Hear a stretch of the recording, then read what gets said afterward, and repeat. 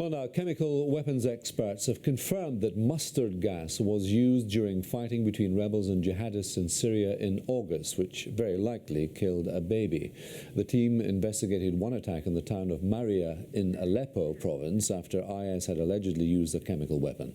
They collected samples and then interviewed two individuals affected by exposure, as well as the doctors that treated them. Well, reports also show that toxic chemicals, including chlorine, were likely to have been used as a weapon in another attack in March. Well, for more on that, I'm joined by the global affairs analyst Marco Vicenzino. Welcome tonight, Marco. So on the face of it, then, it looks like ISIS has got its hands on mustard gas and is perhaps using it. The worrying part of this is that they're not sure yet as to whether they actually have the capability of making chemical weapons themselves, or these were taken from some undeclared stockpile from the Syrian government. You recall 18 months ago, the Syrian government was demanded by the UN, due to a deal worked out between the US and Russia, that the Syrian government, the Assad regime, had to give up their entire chemical weapons stockpile.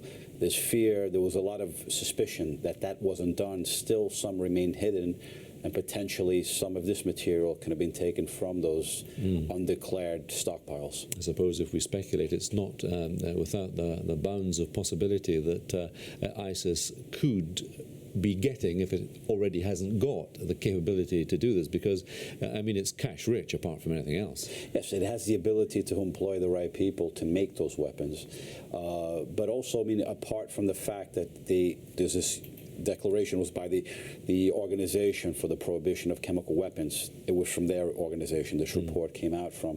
But there was also, in the same month, in August of 2015, reports that it was being used in the north of Iraq by ISIS against Kurdish Peshmerga troops, and they found traces of the chemical weapons in about 35 of Peshmerga soldiers. So it's not just Iraq alone, I mean, it's not just Syria alone, we're also looking at Iraq.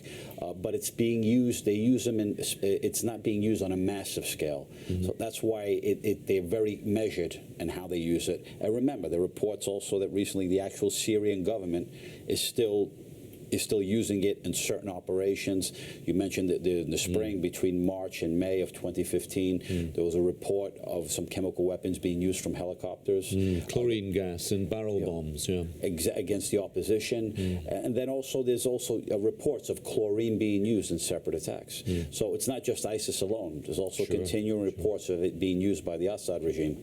Okay, Marco, thank you very much indeed.